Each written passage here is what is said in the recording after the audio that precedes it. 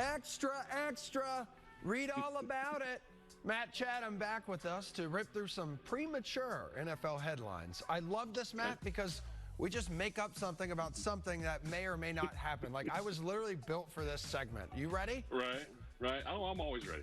I know you are. Here we go. First one.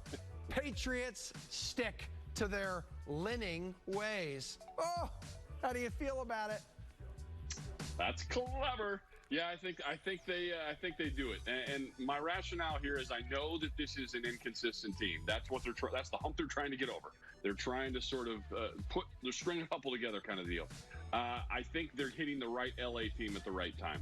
Had this been we know they got the back-to-back out there, Rams. Yep. Had it been Rams, Chargers in the other order, I'd have felt a little differently. But right now, the Chargers are a team that just play too inconsistently themselves. Good day for the Pats. Next, TAYSOM gets Saints over Hill in Magic City. Sure, they have good wings, Matty, but how does Atlanta knock off the NFC's top seed? Or it's just not possible, right?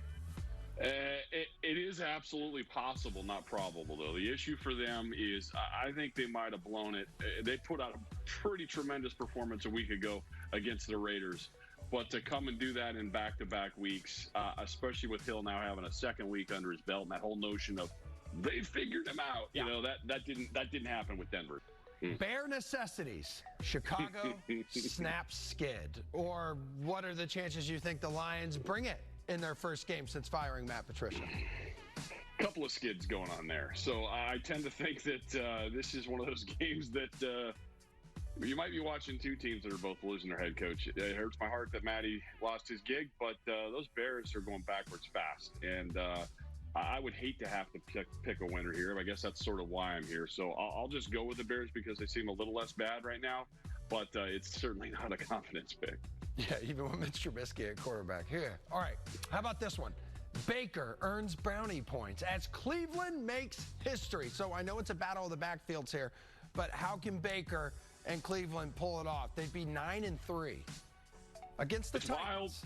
It's wild, but I actually think this is them sort of finally hitting that wall. They've had a pretty unusual schedule where they haven't been against a lot of these sort of contender types. And the Titans, man, what they did to the Colts, I think should have woken everyone up on that AFC side of the draw. Okay. Bengals surf, no turf, upset Dolphins. It can happen, Roger. Yes? Can, won't. I'm going with the exactly. Yeah, there's the little tag is the important part. I tend to think of Miami as sort of a team on the mission right now, and I think of Cincy, unfortunately, in the absence. I mean, this is an organization that was meant to sort of be pulled by Joe Burrow. As of right now, we don't know which quarterback will be starting for the Dolphins. Not that that really matters. Come on, man, Cincinnati upset. Nah, Fitzmagic or Tua, I don't think it matters at this juncture. I think now Miami's got some big things ahead of them, and I think that's actually the team that the Patriots can claw back into this thing behind with them losing a few. I just don't think it's going to be against the Bengals. Ravens plagued by a corona with no line. All right, this team, this is a good one. This team is like the little Giants right now, Baltimore. How does Dallas pull the upset? Well, they have a team on the ropes, and I tend to think that Dallas, you know, they're sort of settling into what they're doing right now because Dak's been gone for a long time. You get a sense of who you are. You get a little more health. And the Ravens aren't dealing with that. I thought the Ravens really got a raw deal here with the being drugged through that game to finally end up have it happen.